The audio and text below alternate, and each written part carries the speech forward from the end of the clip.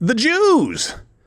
Well, now that we've got all of your attention, Israel is the third rail. I want to say new third rail, but I know it's not new. Israel has been the third rail for a very long time, and it kind of comes and goes. And it seems like right now, anything that you do talking about the Jews makes you one of these two polar opposites. Either you're a Nazi and you hate all Jews and they're responsible for everything, including the death of JFK and aliens, or you are a Zionist shill, and Israel can do nothing wrong, including killing 5-year-olds in Gaza right now. It doesn't really register on your radar, but there is a huge, huge piece of ground in the middle where a lot of good conversation can happen and where you can actually get at the truth, but not a lot of people are talking about it.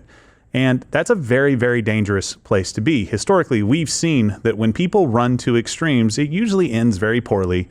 Usually ends in violence, and I want to avoid that. I want to have conversations with people about Israel without having those slurs thrown at either one, and I want to actually find some truth. We need to be able to have honest, very straightforward conversations about these issues that involve Israel and plenty of other subjects, but Israel seems to be the flashpoint right now, and we just don't seem to have that ability. So that's what we're going to try to do today. Let me set it up really quickly with a couple of interviews that recently Tucker Carlson has performed.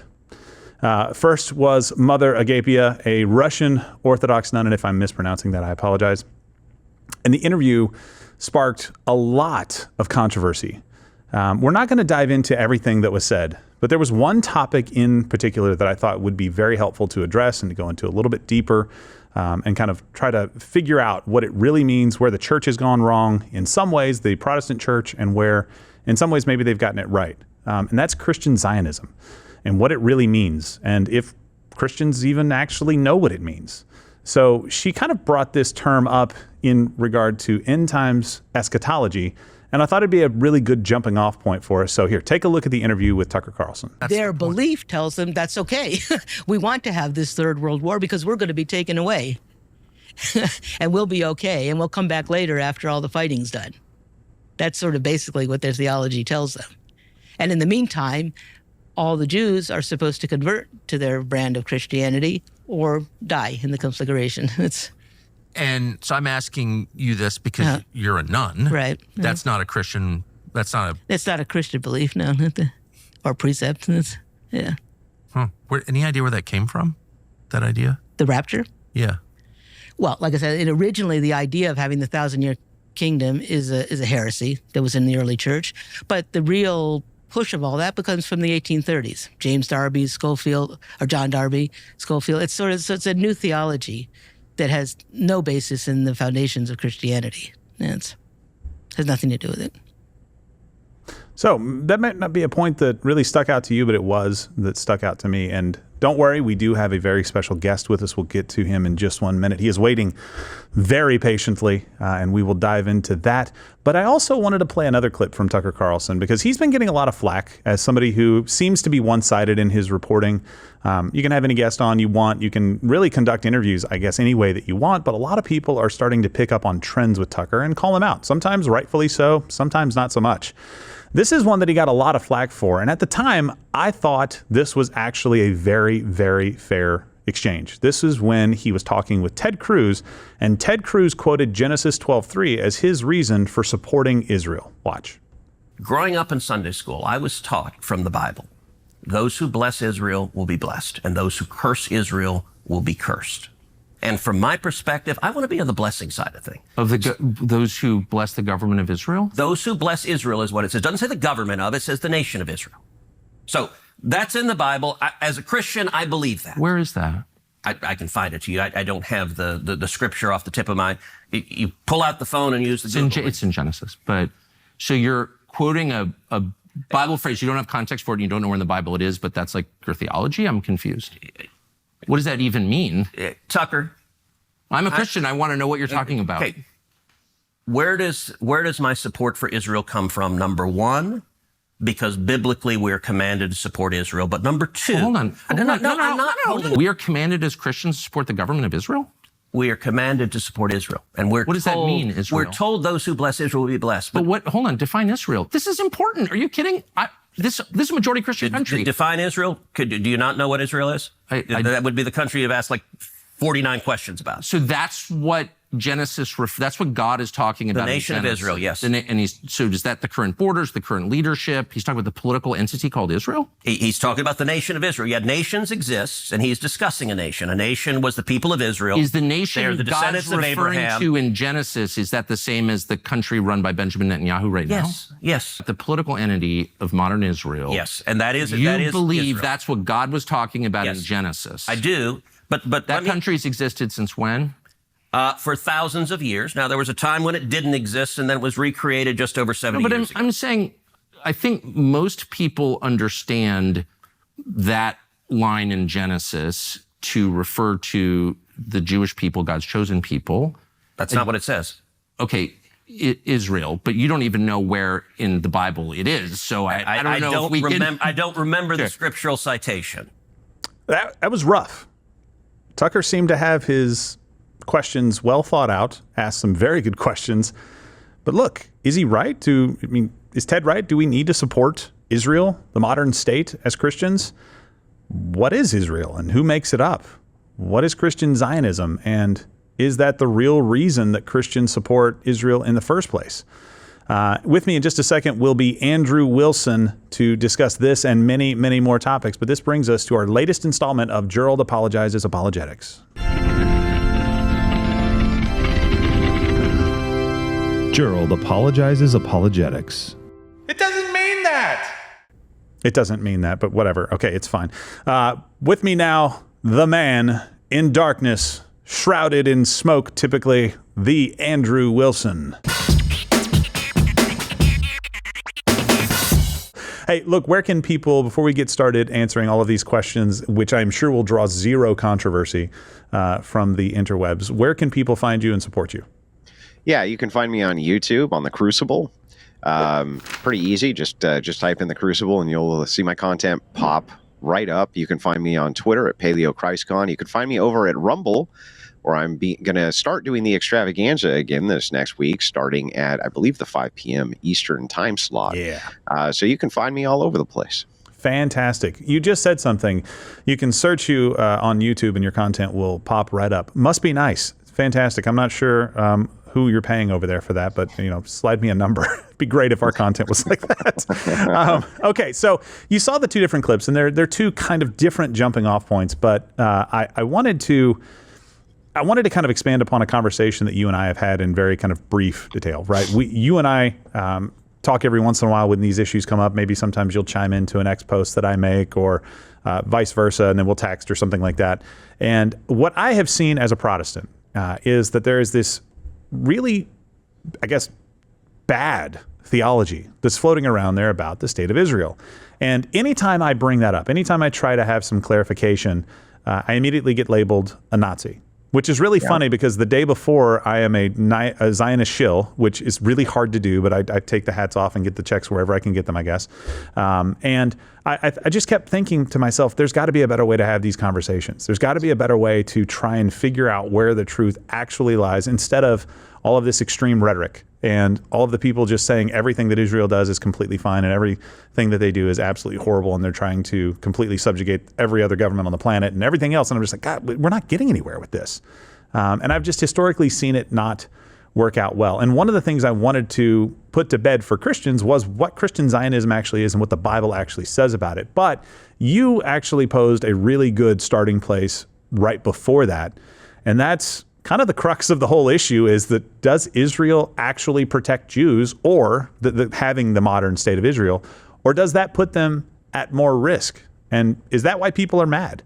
So what was your thinking with that, Andrew? And tell me what your opinions are. Well, I did a debate with a pretty well-known Christian apologist. Now Christian apologist. He's converting over to Orthodoxy, I guess, at some point. Catechumen now.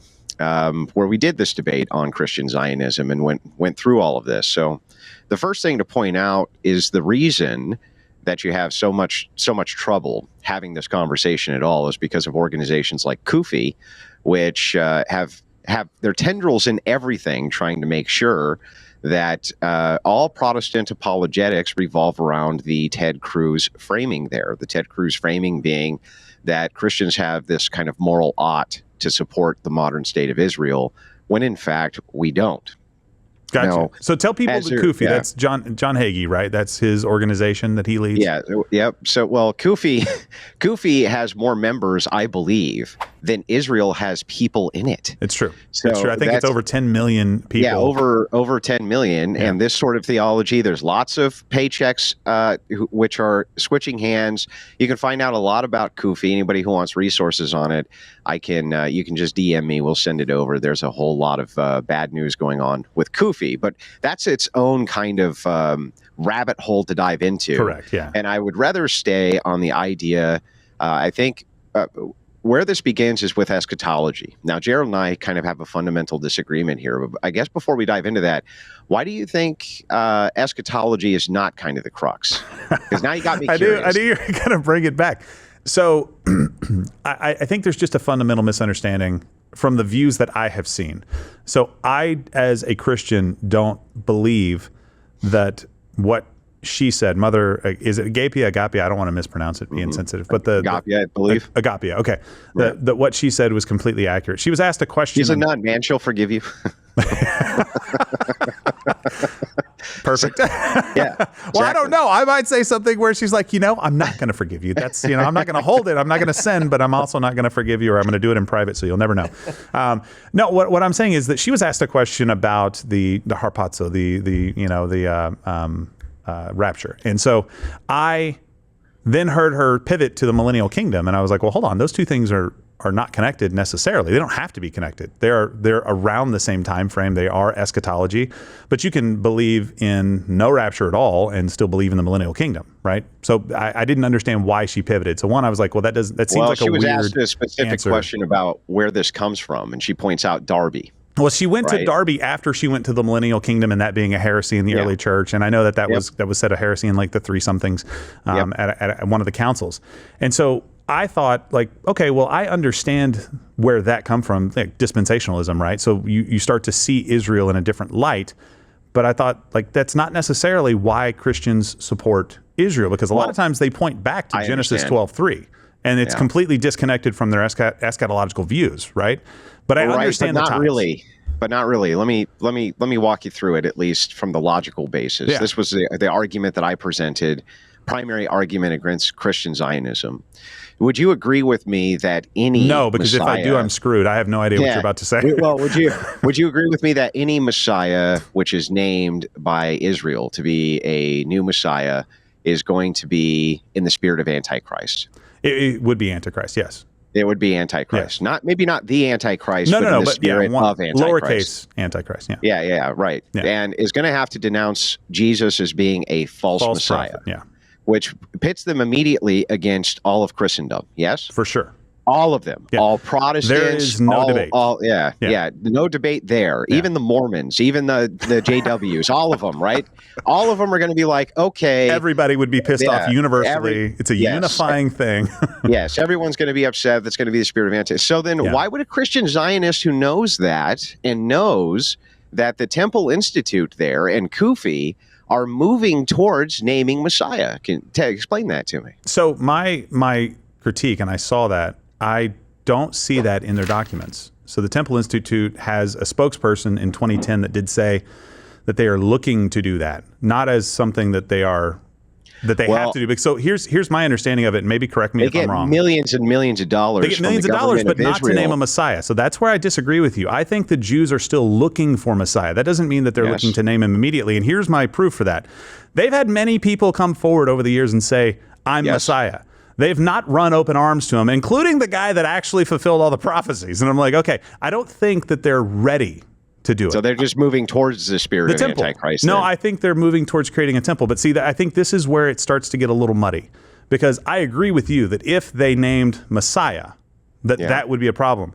Yeah, but what's the purpose of building the temple, right? It doesn't have anything to do with the Messiah. To them, it does. Not to them. What about us? What about Christians? To Christians, yes, but we already know who the Messiah is, and so that's their problem to deal with God. I don't care if they have a temple or not. They're still within our not theology, saved. This is a sign of what?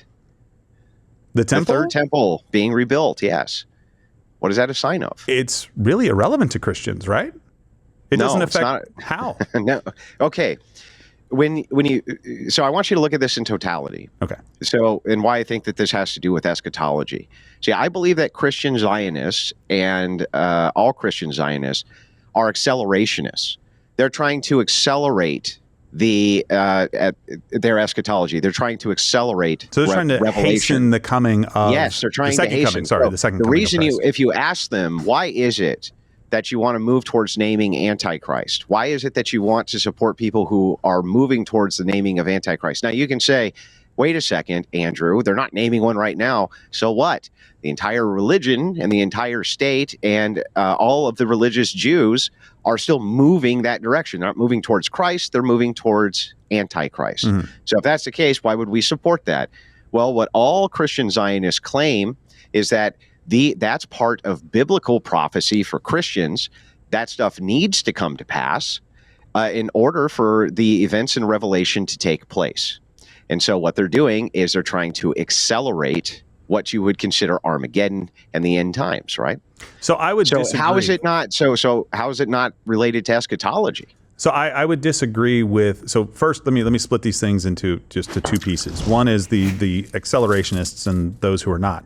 I grew up in this church and I've never heard that before in my life, ever, not one time. I know it exists though, so I'm not saying that it doesn't. But what I'm saying is, I don't know if there, and maybe you might have some statistics on this, but who of the Christian Zionists, who would be accelerationists and who wouldn't be, right? Because for me, when I define Christian Zionism, and we can get down into that, I think I have a segment on that here in just a minute. Well, what other reason could they give? So it's not saying that. So I'll give you the reason that I would give in my current view of eschatology. The temple exists in my view of eschatology. The Jews rebuild the temple. There's a peace treaty with Israel. The Jews rebuild the temple. There's the abomination that causes desolation, and it is in the temple. Okay? Yeah. I don't think it is my job or Christian's job, and the Bible doesn't give any indication that we are supposed to help hasten that at all. It just is. Agreed. That's the view of most people. But then what's the purpose of supporting a land which is moving? So if the idea here is God's blessing Israel. This is what Ted Cruz is saying, right? God's blessing Israel and blessing the people who bless Israel. Right, but he's the spokesman for a lot of people with this view. Well, God's blessing you because you bless Israel. Okay, but why are we supporting Israel if they're moving towards Antichrist, meaning moving away from Christ instead of towards Christ? I don't understand. Why would we do that? What would Ted Cruz's response be? We as Christians are moving towards that, right?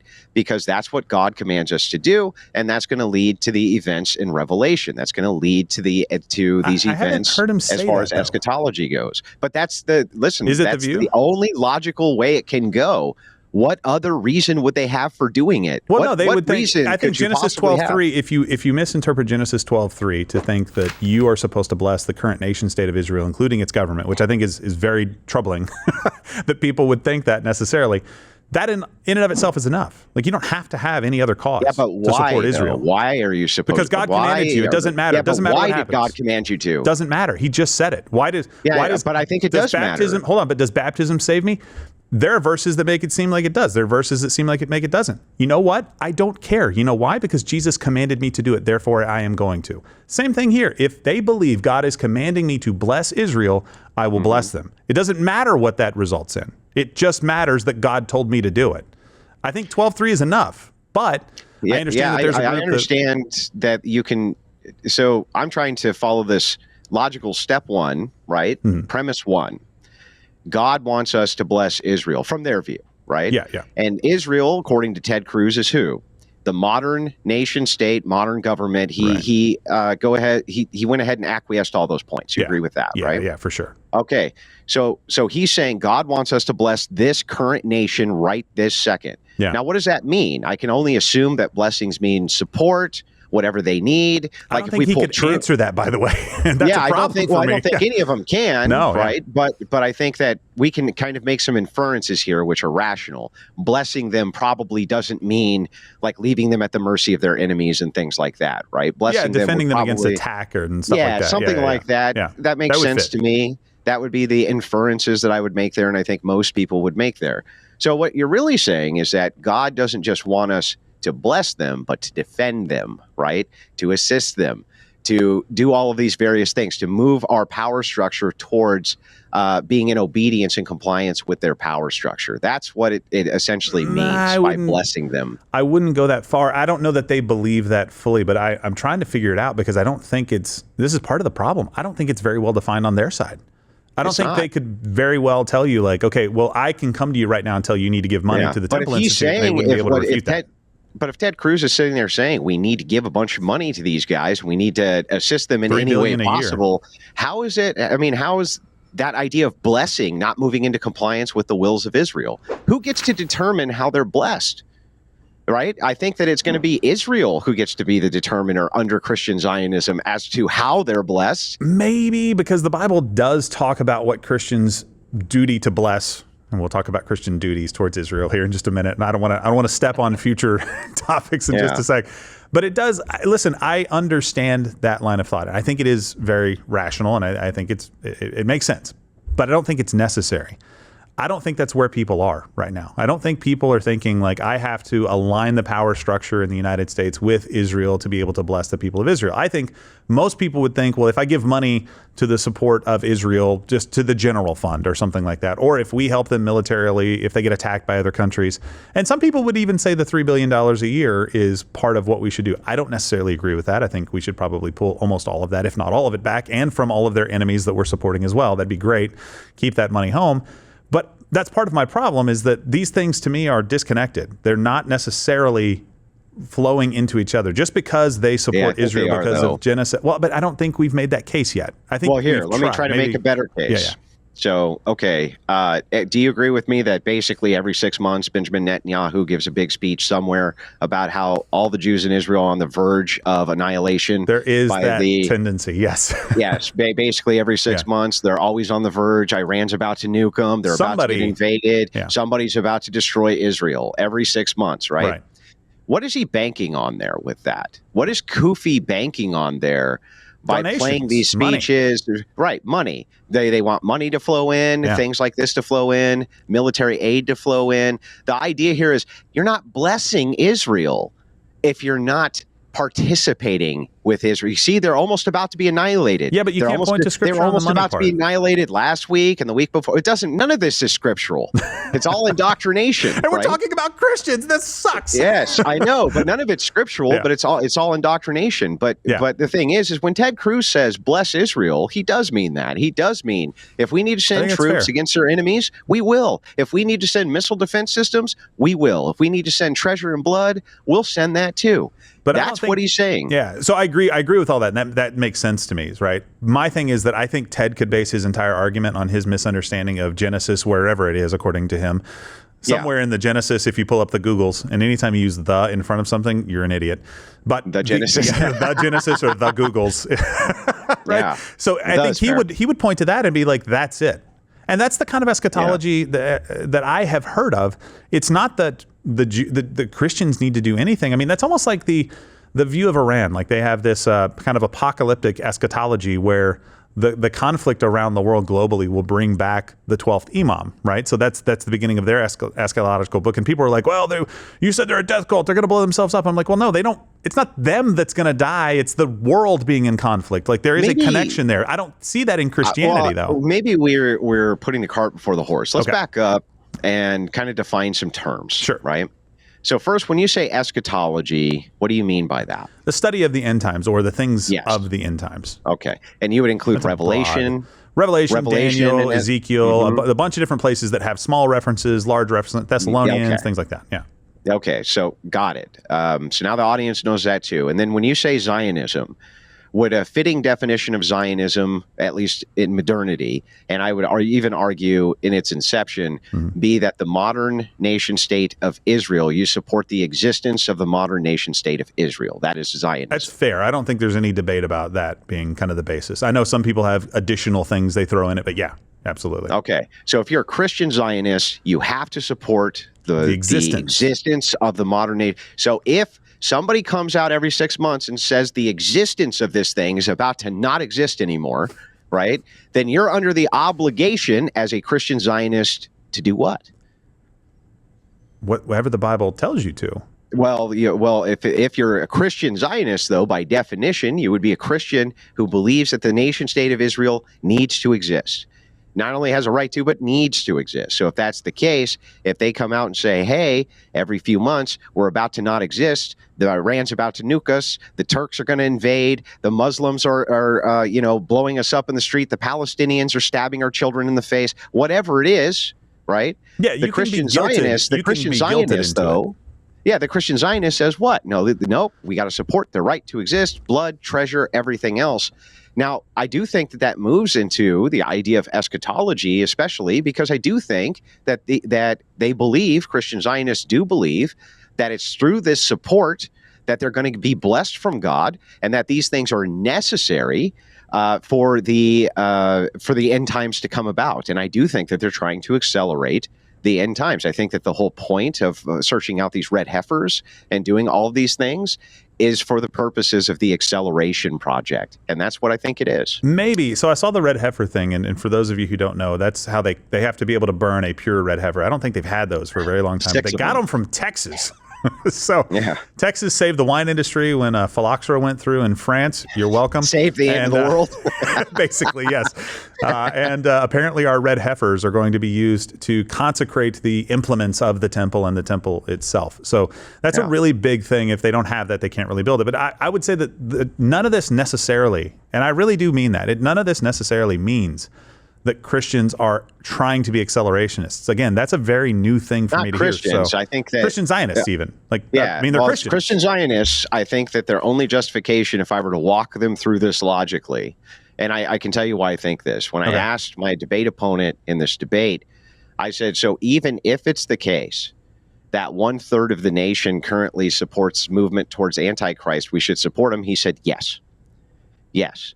Why? Because there's a preconditional there. These things need to happen in order for, and Charlie Kirk, by the way, has said this openly. These events prophetically need to happen in order for the end times to be ushered in anyway. Well, but so just I do because think those it's events, an accelerationist agenda. Sorry, I didn't mean to talk over you, but just because those events need to happen doesn't mean that I am the one that is going to make them happen.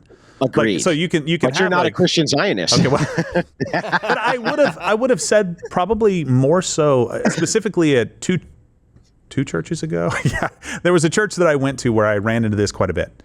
They support Israel, even with people kind of splintering off. And man, if you haven't had a prayer shawl and you haven't done these things, you really have never connected to God. And I'm like, well, hold on, let's talk about this a little bit, because that's not really scriptural. I don't understand what you're talking about. But I would have said what Ted Cruz said. Those that bless Israel will be blessed. Those that curse Israel will be cursed. And that's not what Scripture says. Just to be clear, 12:3 says that if they bless you, he's talking about Abraham and he's talking about a people. That's very clear. Actually, this is a really good segue here. Mm-hmm. So let's explore this. When you were that person who would have answered the way Ted Cruz did, if a guy like me said, okay, what does blessing them mean? You would probably give the same answer of you got to support them and this and that. I'd probably say mostly the prayer side of things. I mean, obviously I couldn't move government, but I've never felt compelled to give financially to purely Israel related goals. Like missionaries in Israel, I've felt financially moved to give but if I ask to convert you this to Christ, question then, this is in support of movement towards Antichrist, movement towards the naming by Jews of their what we would consider false Messiah. There's no ifs, ands, or buts about that. You'd have to concede that point. What would your answer have been from that, Gerald? Well, if somebody had told me, because at the time I was very, very into studying eschatology, because I was specifically teaching a class called A Christian's Response to Islam. And I was teaching how Islamic eschatology and Christian eschatology are actually incredible in that they overlap and they're exactly inverse, right? With the characters and their attributes and everything else. So I was into that. I would have never said that I thought that this would have been a push towards Antichrist. Supporting Israel would have necessarily meant that I was supporting a push towards Antichrist. I still don't believe that that's necessarily the case either, because I don't think it is absolute that my support for Israel is going to push them to name a false Messiah. I see it as something that God has commanded me to do. So when I pray for the peace of Jerusalem as commanded in the Psalms, or if I pray, or if I live my life in such a way as Romans 11 says, when Paul's telling you, make them jealous of you, that's supporting Israel in my mind. Mm-hmm. It's not a financial thing, and it's not pushing for any Antichrist or temple or anything that can be misconstrued. So at that time, I probably would have told you, pushing for Antichrist. Would you pray for any other group that's moving towards Antichrist? I would pray for every single other group who's moving towards Antichrist. I would So pray then for what all would of be them. special about Israel? Nothing. That's my whole point. Like my whole point is okay. like I feel like Christians have kind of messed that up. Like I pray for them like I pray for everybody else. Okay. You know, God is not done with them. So right? then there's no special blood here. There's no special nothing here. I mean, God is not done with Israel is a very kind of vague term. And I've said it a number of times, and I haven't dived to the depths of what that exactly means. But my belief is that there's a reason that, and this is where maybe we would disagree on eschatology, that is it safe to say that you probably hold more of an orthodox position on eschatology, that most of the book of Revelation has been completed up till about the 20th chapter or so? Well, look, I'm not a specialist in Orthodox eschatology. Right. That's a study all in and of itself. Tough. Jeez. It is. The thing is, though, what I will say is this, and there's people I would recommend actually to have discussions on eschatology. The things that I mostly focus on these days are mostly church history and the ideas that, especially now in the last year, has become very politically relevant to dive into what's going on with what church fathers said about who Israel is, who the people of Israel are, what Christianity means, what our obligations are, especially when it comes to other nations, including any perceived Jewish nation, right? Yeah. And none anywhere in church history can you find anybody, any Christians anywhere talking about how if Jews establish a nation, then that's what Israel is. They always considered Israel to be us. We are the spiritual continuation. Right? That's what Christians are. We're the spiritual continuation. You of the heretic, promise other to than Abraham. Galatians 3, you son of a gun. Most people don't know that, Andrew. Like so listen, I'm telling you, I had this, so people that have pitched replacement theology as this word, I think have done a very effective job, because there are a lot of people who think the Jews are responsible for every single ill that the world has ever heard of, that would use replacement theology as, yes, the church replaced Israel, to mean that God does not have any future plan to the Jews at all and that they were never special. Paul dispenses with that in Romans. Like, don't be arrogant. Are you kidding? The natural branch can be thrown off. Yeah, and we don't follow replacement theology. Right. You don't. Either. That's what I was going to say. Yeah, it's not. Yeah. I don't think it's a fair kind of critique. It's not. It's not a fair. Well, but I understand what you're saying. But the idea here is just, this question is old. It's an old question, and it's a very difficult one to even ask, which is, who are the Jews? Who are they? Well, but that's easy. And here's why I say that. Not the bloodline part of it. That's a little bit more complicated, because that's I know harder, right? Yeah, it's way more complicated, because by the numbers, I believe more of the Palestinians that live there have more Jewish blood than maybe some of the Ashkenazi Jews or anybody else that would maybe lay claim to being the Jews of that land. That's fine. Yeah, I mean, you can have that conversation, but Galatians 3:29, I'll just read it. If you belong to Christ, then you are Abraham's seed and heirs according to the promise. That makes it very, very, very, very clear. Like, who is Abraham's seed? Who are the sons of Abraham? And I think what they were trying to say is, like, guys, we didn't start a new thing. This is the continuation of the thing, which means we were all a part of this. If you're God outside of time, the church is the church throughout the Old Testament too. Right? It's not a new thing that we've created. It is just the thing. And I think you can also find this. It's not just there, but I mean, there's tons of references moving into it. You have Malachi 1:11. God promises his name shall be made great among the Gentiles who across the world will offer incense, the pure sacrifice to him. The church is the fulfillment of that sacrifice. That's what it is. So the thing is, though, is that you have to dispense with dispensationalism, right?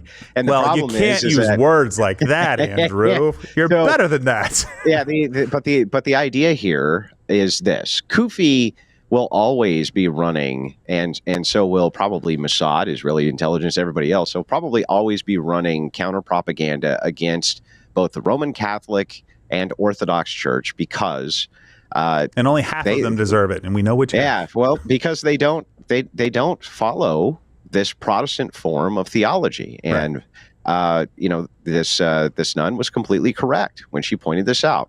We don't follow that form of theology, and so that is an existential threat to places like Kufi, as you see these traditional churches beginning to gain a lot of ground in the United States. Their percentages are beginning to increase, and as kind of support wanes for Israel, you're going to see a lot more of kind of the megala power preachers preaching more of this type of gospel, because if they can't bamboozle you into support through victimhood, they're going to try to bamboozle you into support through your theology. Yeah. And that's what's actually going on, I think. Yeah, and look, I think I don't feel like this is the driving.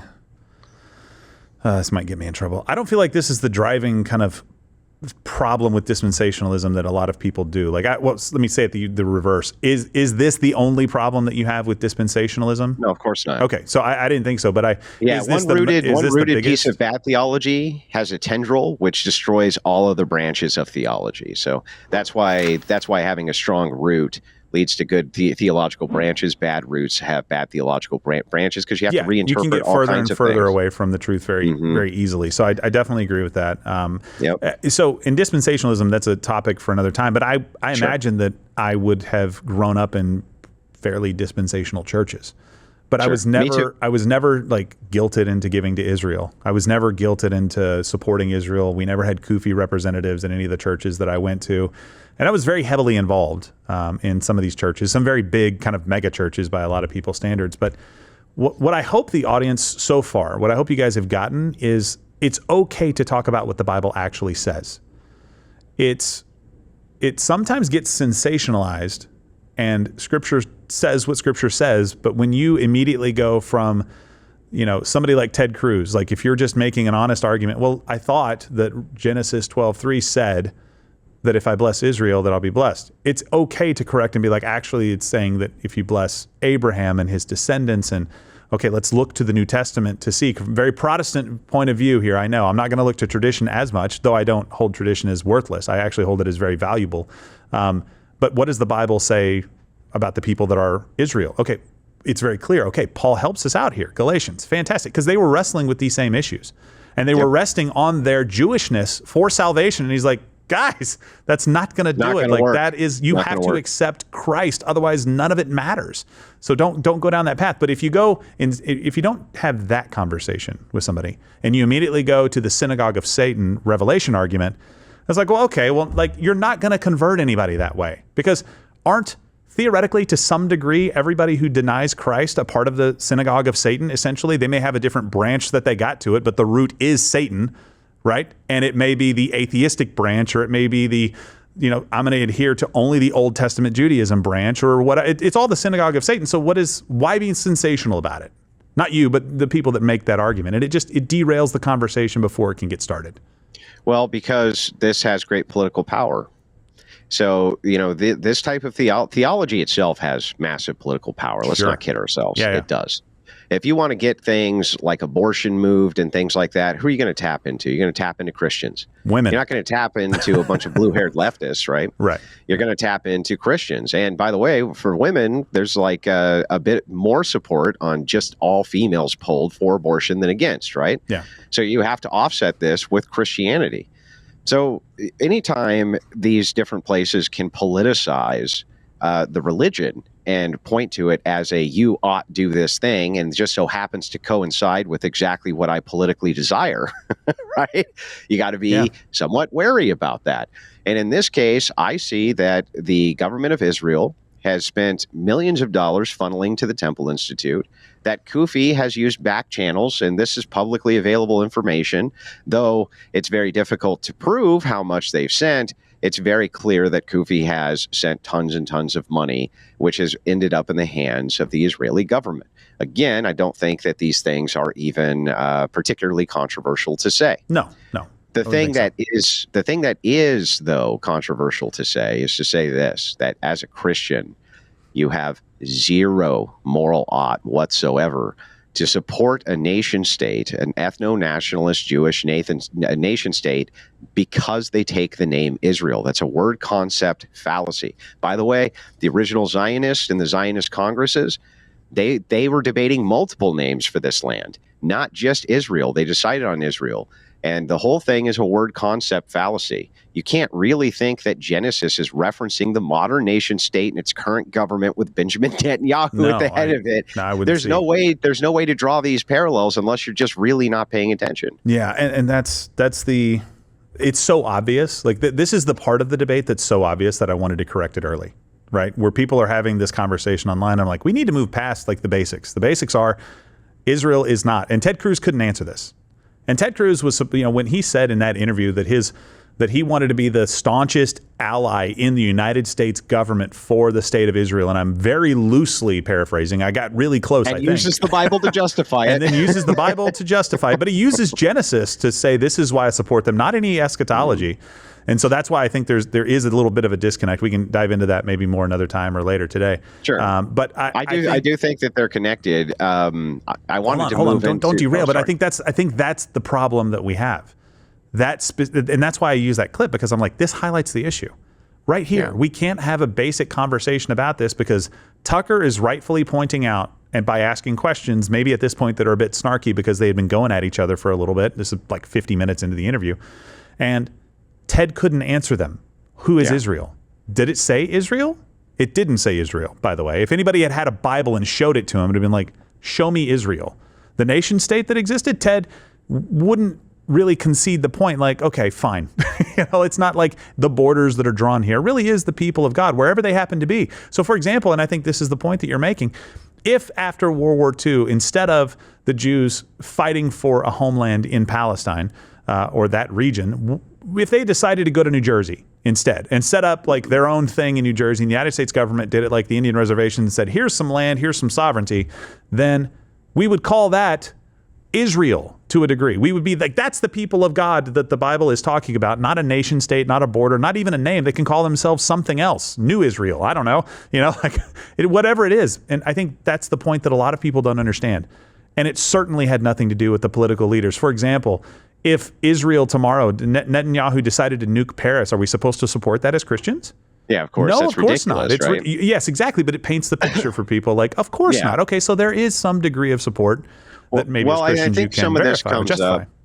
I think some of this comes up with this idea of, so I think many on the political right and even now the political left are beginning to question something which is important here, which is, has Israel actually done a good job of protecting Jews? That's a great question. The idea here was that Israel itself needed to be established as a nation because of the atrocities that happened during World War II and the Holocaust, and prior. in order to protect this group from future persecutions which may happen to them. Yeah.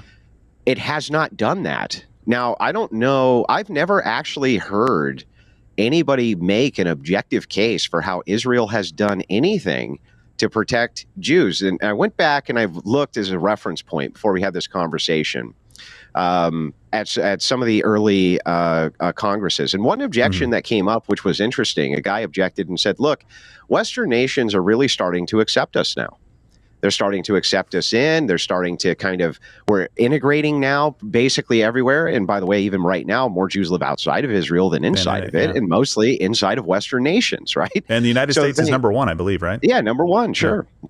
And then, of course, you have Western Europe that has tons, and et cetera. But the idea here that he was saying was actually, I think if you wanted to put all the Jews in one spot, right, and it's established as sovereign, that we're going to end up having to be a protectorate. We're going to have protectors for us, in these places. Whereas if they stayed in the Western nations rather than congregating into a Jewish state, the Western nations have always prioritized their security, just like all of their citizens, right? So the United States prioritizes their security as much as they prioritize mine, prioritize the security in England as much as they do their citizens, France, et cetera, et cetera. Why is it that this nation state actually makes Jewish people safer? And that's not a question that I think is easily answered, and that leads to a lot of this stuff as well. I think a lot of because God tells us we have to bless them, is cope, because they can't create a justification for how the state has actually protected Jews. I think, but I have to ask you a question first. Are you making this argument today, or are you making this argument in, say, the early 1900s? Or both? I would even make it today. Okay.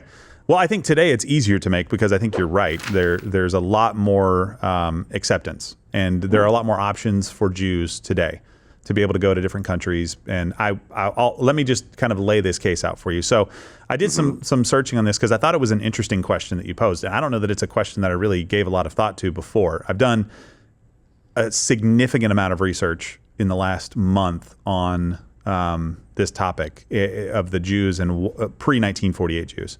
And I don't know if you're like this, where you get on a topic like this and you just watch every movie that you can watch, you read every book, you listen to every podcast, like everything that you can try to find to just kind of ingest information. And so sometimes you have to weed stuff out. But since 1948, I looked this up, the murder of Jews worldwide has been approximately 25,000 due to pogrom style or like terrorist attacks, right? Since the inception of the state.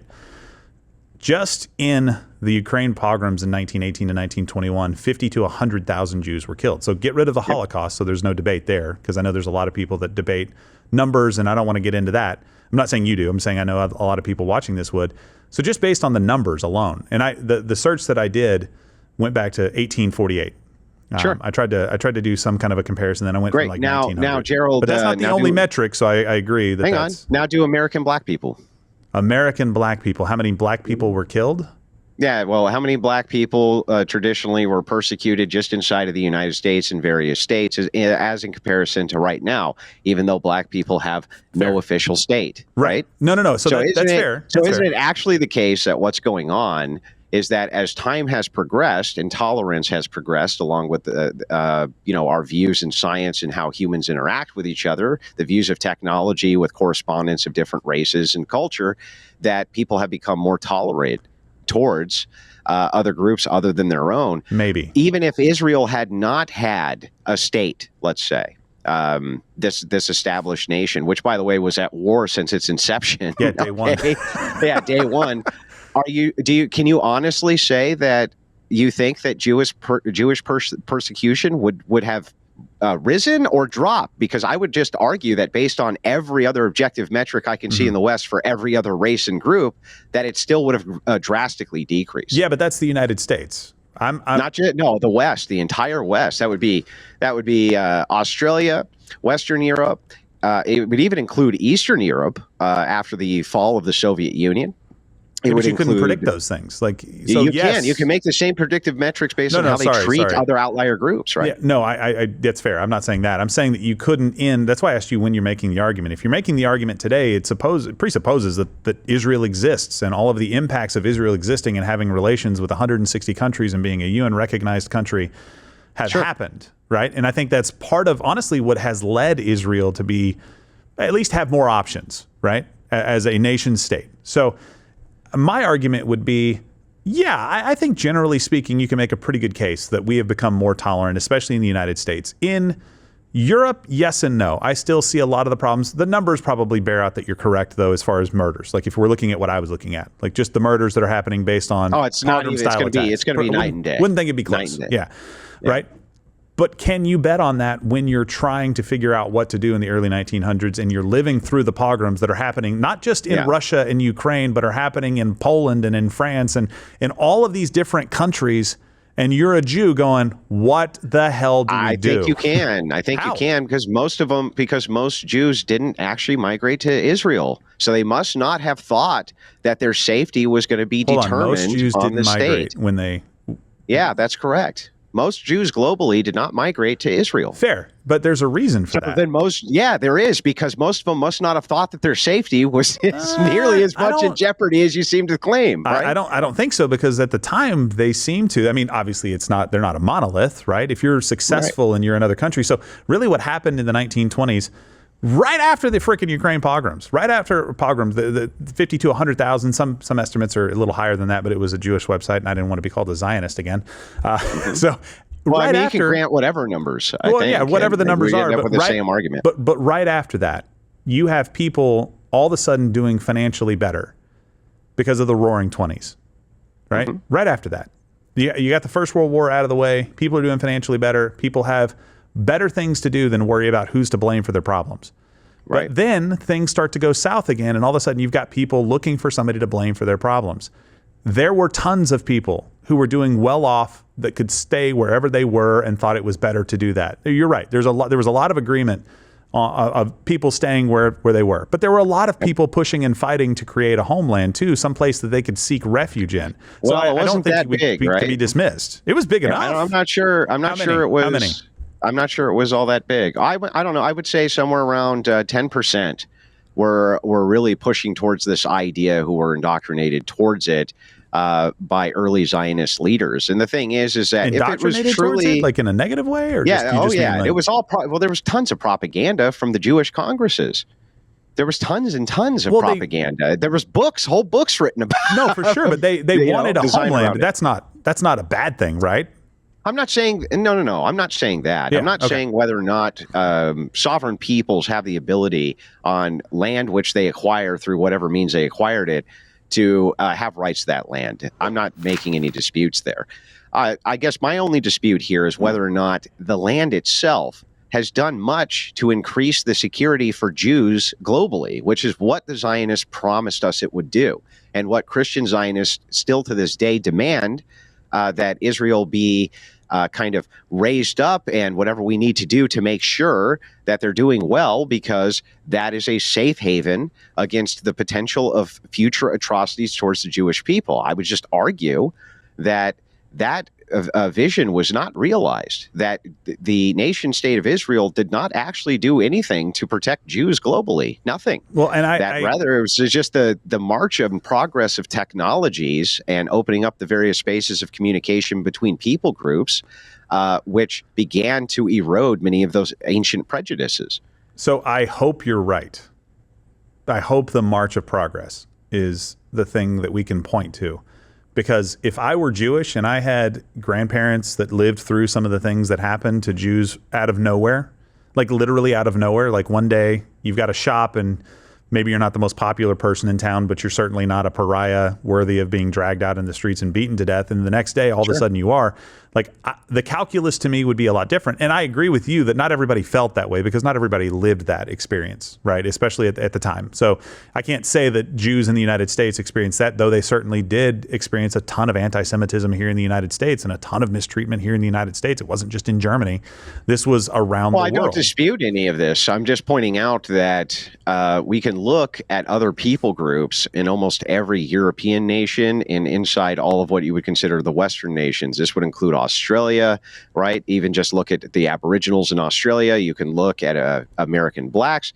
You can look at even South America and in Canada with the treatment of the natives there. You can look everywhere and see that the tolerance when it comes to the persecution of these various races and things like this was already on the turn by the mid-40s. I mean, you have to remember that the military was already beginning its march towards desegregation inside of the army. Inside of World War II, this was already happening. So the idea also in Europe, you had under Mussolini, they were allowing miscegenation. That was basically unheard of, and they were allowing miscegenation all through Italy. So these types of things, when it came to persecute, the barriers were already breaking down before there was ever an established state for Jews anyway. So I would just argue that we can look around at other marginalized peoples, right, if you want to call them that, and say, okay, you went through horrific experiences also. There was no nation state for your people to flee to, and yet still it seems that many of these groups are far less marginalized or persecuted than they were once upon a time. So I'm not so sure how Israel did much for that. It seemed to put all or tons of Jews in one spot, and then that spot's just open for endless attack. It just seems so stupid to me. It does have some disadvantages, shall we say, for sure. Yeah. Centralizing all of those people. It's like when you get pedophiles together for a convention, you know where to bomb, right? Right. You know how to take. So I understand the point, and I'm not comparing Jews to pedophiles, by the way. Gosh, that's just going to light some people on fire, I know. And I understand that each group's going to have a different subset of experiences. Now, when you're playing the oppression Olympics, right? I know that various groups are always going to say, I was more oppressed than this group, I was more oppressed than that group, et cetera, et cetera. But to discount the fact that there's the human experience is filled with 2,000 years of this group oppressing this group oppressing that group, et cetera, et cetera.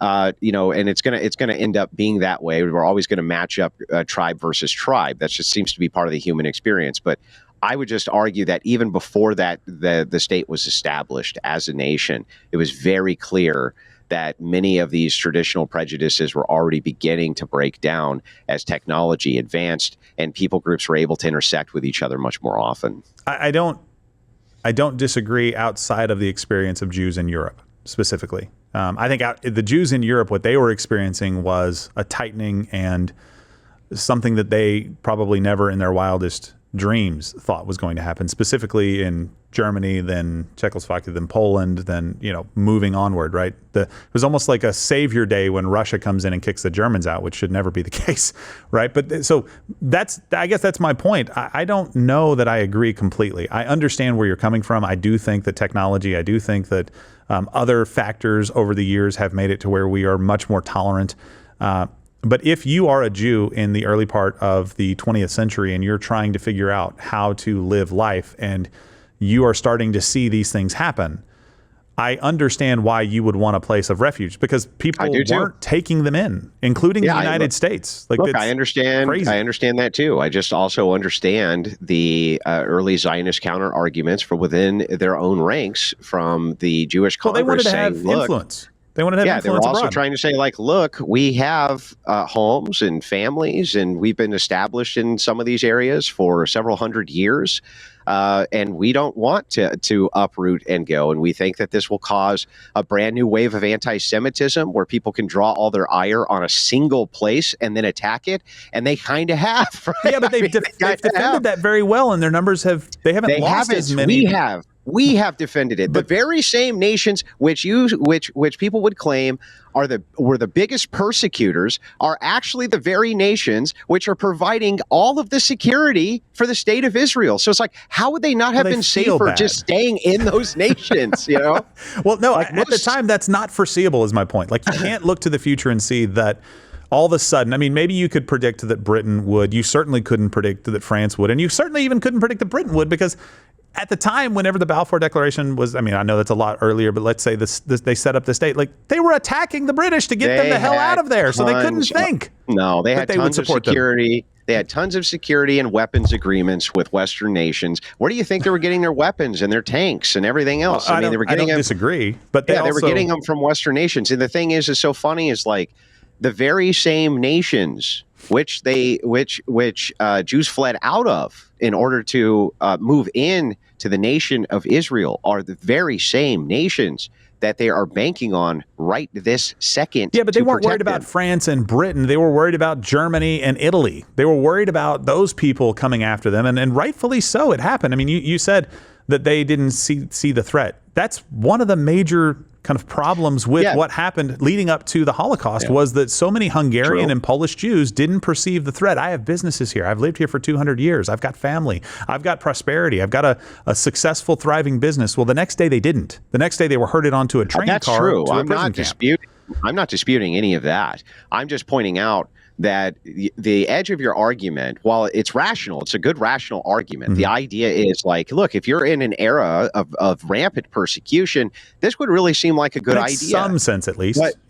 But the only problem is that the argument has a double edge, which is if you can't determine the future for security inside of the nation states you're in and perceive that they'll lighten up against your people group, there's no reason for you to assume that they would lighten up against a state. Well, okay, that's fair. So moving into this state, you would think would put a massive target on your back, and how would you defend the state, right? That's the question. So you must have some security agreements in place, some ways in which, this state will be defended. So I would just point out, like...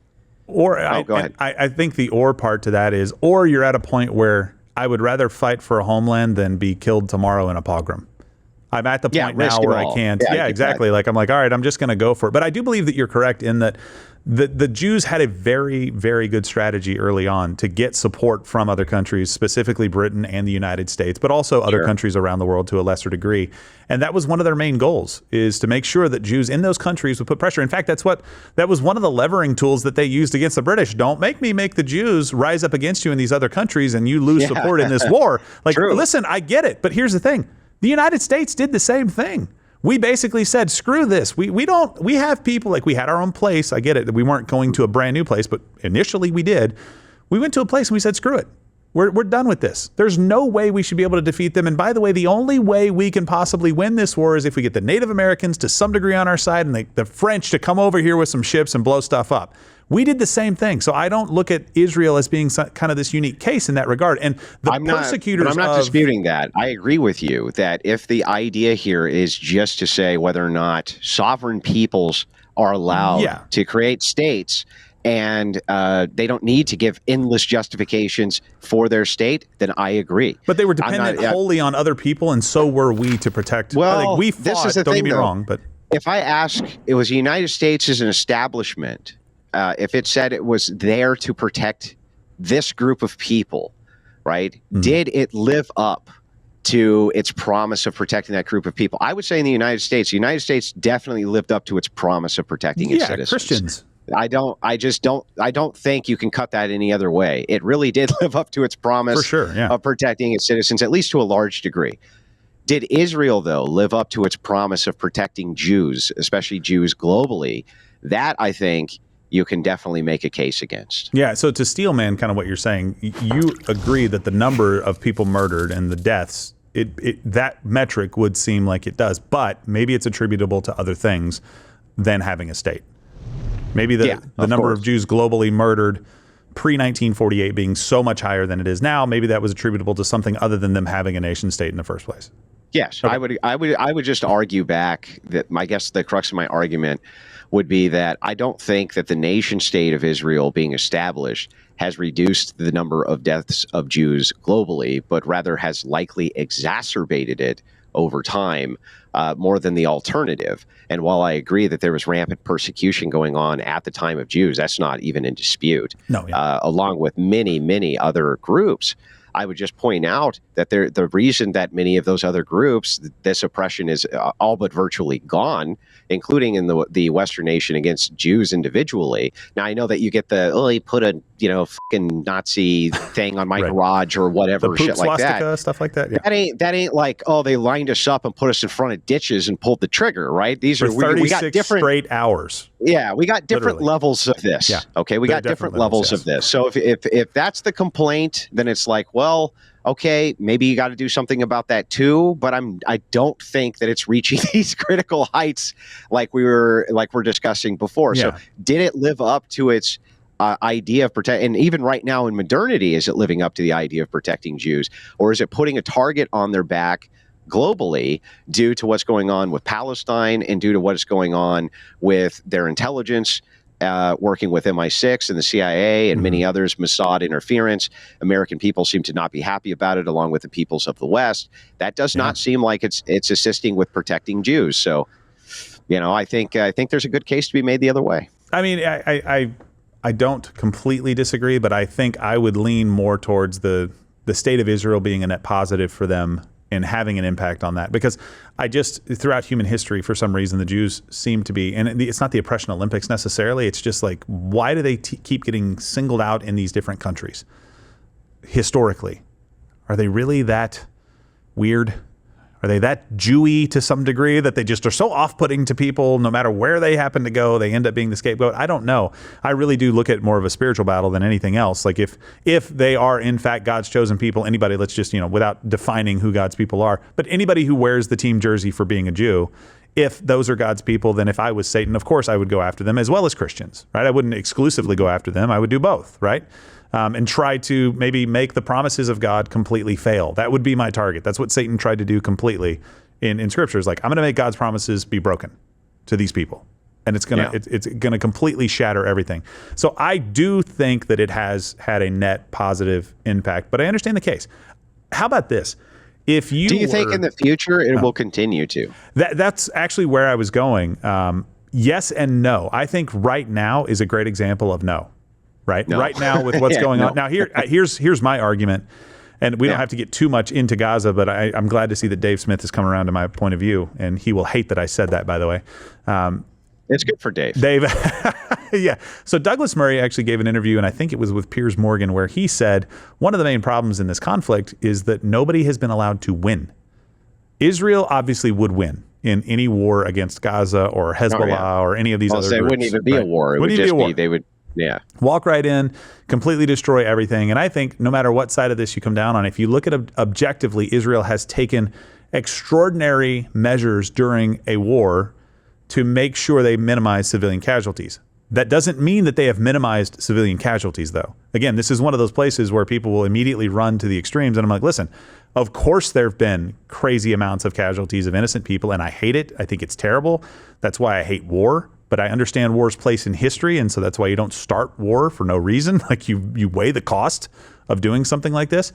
But if Israel had been allowed to win, I don't know, in 2005 or in 2003, or pick a date, right? And actually win. And I mean win-win, to the point of you've degraded the enemy so much that they have to come to the table and accept the terms that you put forth, or just capitulate completely and there are no terms, we now own your land and it's ours. Yeah. We wouldn't be dealing with these problems. The problem that I have with this entire thing is that it is an extension of human suffering. You're prolonging it, just like in Ukraine with Russia and Ukraine. Nobody's going to win that war right now unless Russia goes to the nuclear toolbox. Am I correct in assuming then what you're saying is this? If I can just summarize, make sure I got it right. Yeah.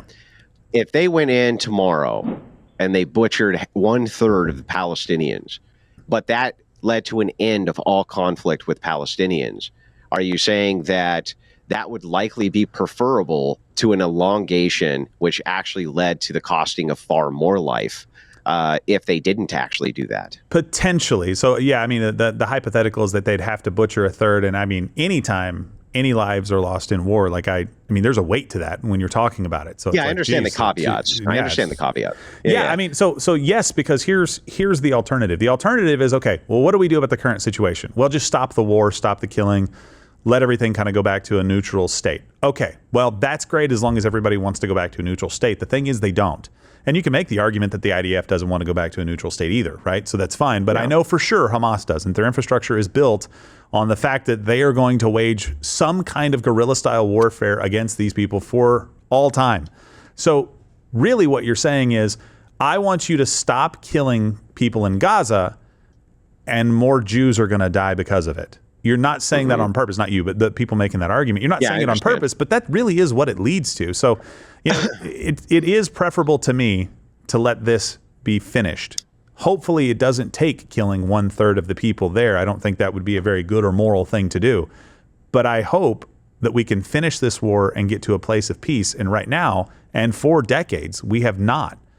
And I don't think we ever will until somebody wins. A two-state solution to me will never, ever, ever in the history of the world now and forever on work. Ever. Yeah. Well, I understand the 2 points. I just think that, let's start with the first one. I think it kind of negates your kind of earlier framing of this as like a positive. If it's the case, you say Israel's not being allowed to win. They're not allowed to win. This means other states are holding them back from winning.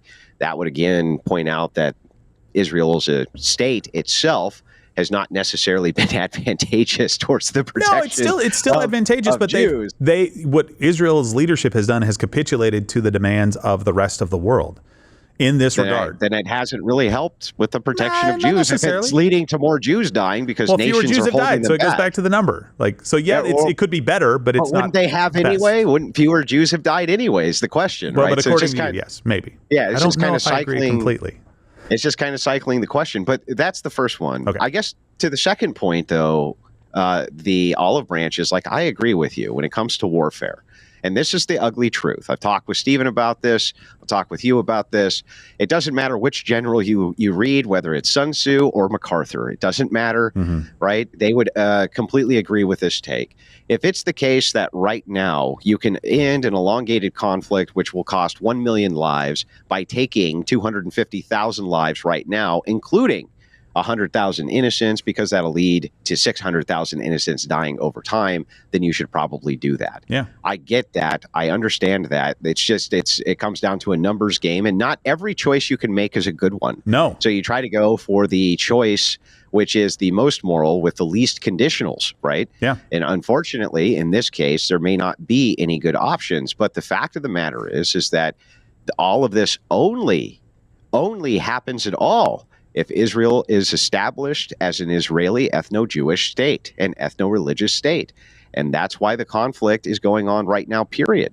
And there's no kind of ifs, ands, or buts about that. And so you say, well, there's no more win conditions at this point.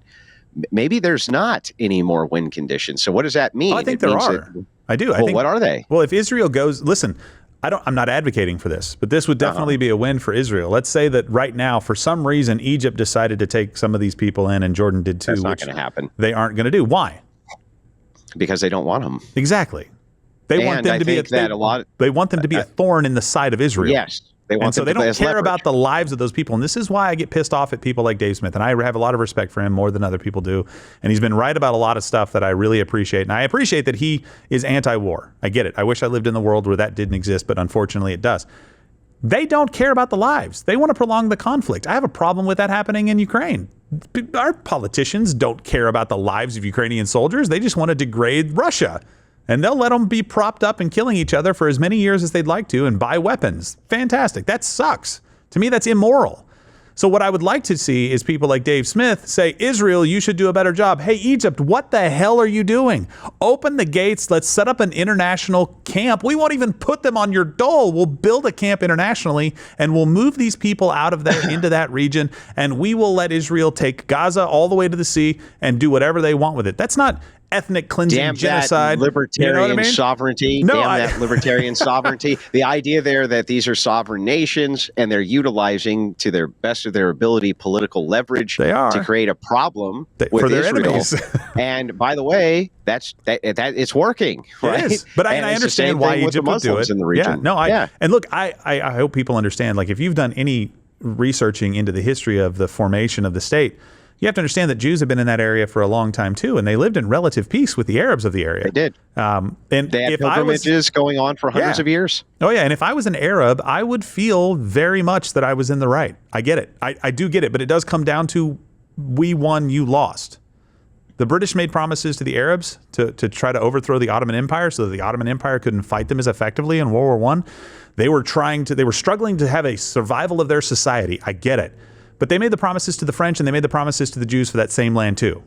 Britain was promising anybody, anywhere, anything if they would help them win this war in World War I. Man, this thing went off the rails. I know. It went off the theological rail. But I guess it's all pertinent to it. But it comes back down to what people's view is. So let me get back to what I said.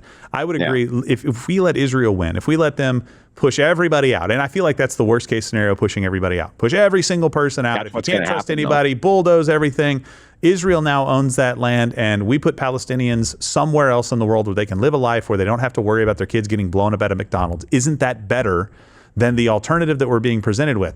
And the reason I brought Dave Smith up is because when he was talking about Ukraine and Russia, he said, listen, Russia came in and took some land. You said give it back. He said no. We have to deal with that reality and come to a negotiated agreement. Fantastic. Israel's going in and saying, we're going to just take this.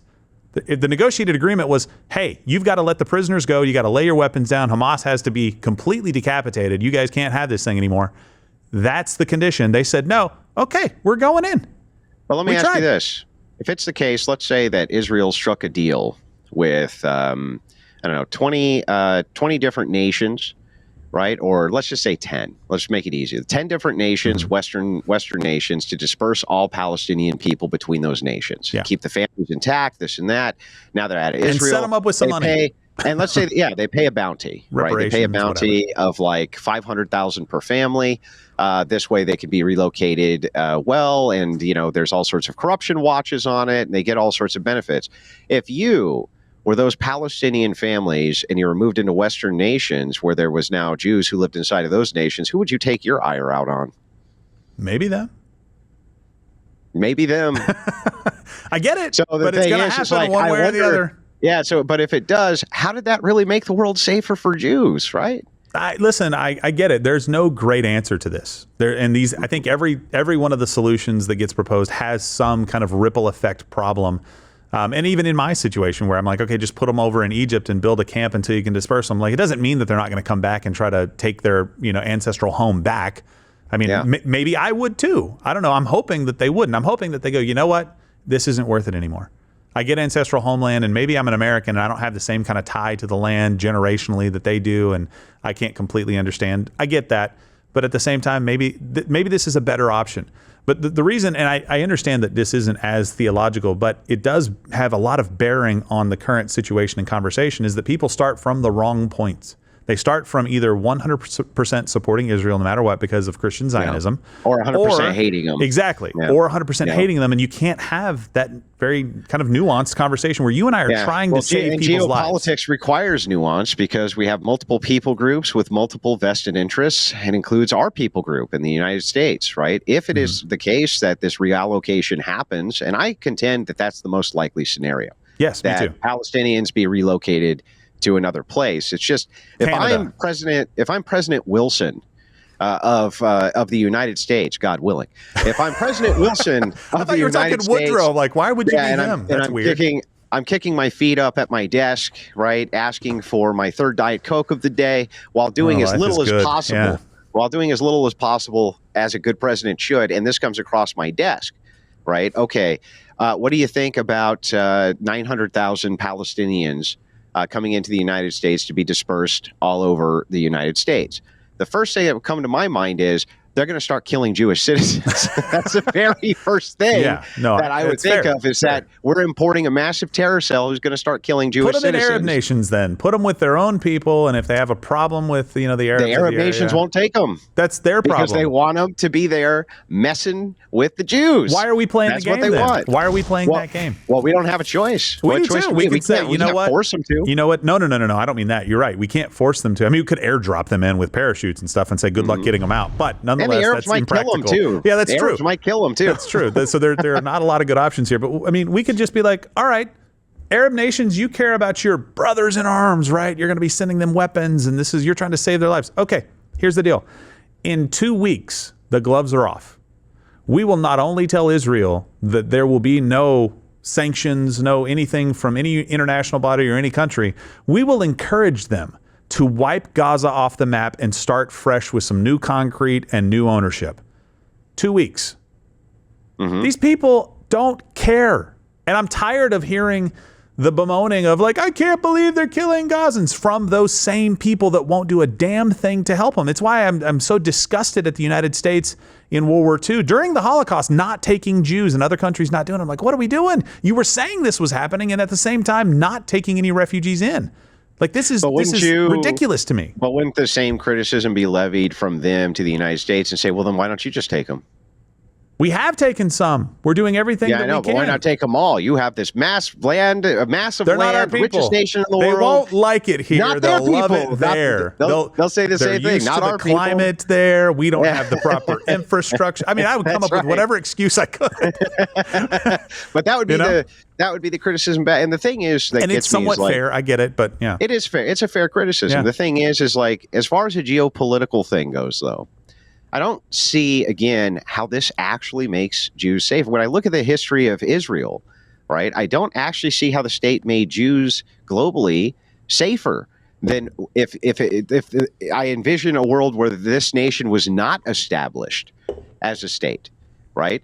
Would there be the same kinds of even blowback on the West from various Muslims who use it as a crux of, you guys worship the Zionists, so we have to attack you too? Things, yeah. It would change a lot of things across the board. And so I'm not actually sure that it lived up to this promise, which I guess is the crux of what we're talking about. Well, that's a good question. What we're not saying here, for any of you who might get upset because we're having a real conversation, right? Jerks.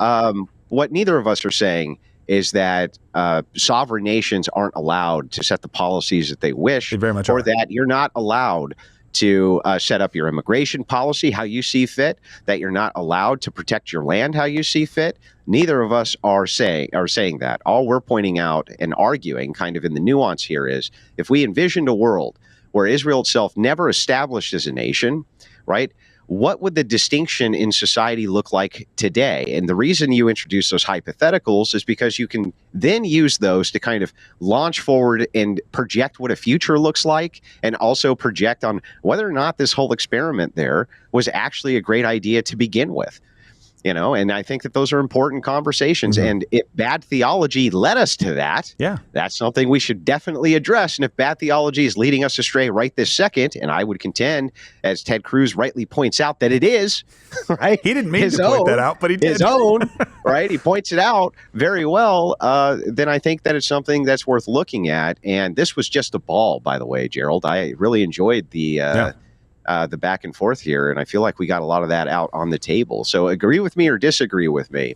Neither one of us are advocating for negative consequences or negative outcomes for Jewish people.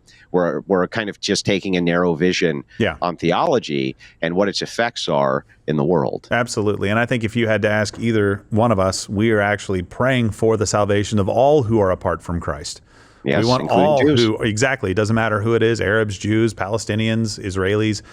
We want everybody to come to faith in Christ. And so there are a lot of issues that we need to dive deeper in like this, Andrew. Maybe we should do this a little bit more often and kind of talk about some of these things, because I think it would be helpful for people. You and I don't line up on every single thing, and that's fine. Nope. We have a lot of mutual respect for one another, and I think we're all trying to make Christ known, make his name known in the world. Well, I enjoy these conversations, especially with Gerald, because like me, he doesn't take anything. He's not offended by having a discussion with even somebody who opposes the worldview or somebody who's aligned. It's just like he says, trying to get to the heart of what is true. And so I love having these discussions, and I'm happy to come back anytime you'd like so we can dive into more. That sounds fantastic. And you're right. I don't take offense to anything because these people call me gay all the time, and that is not true. Andrew Wilson, thank you for being with us. This has been true. Gerald, Apologetics. It's not true. Gerald apologizes apologetics. It doesn't mean that.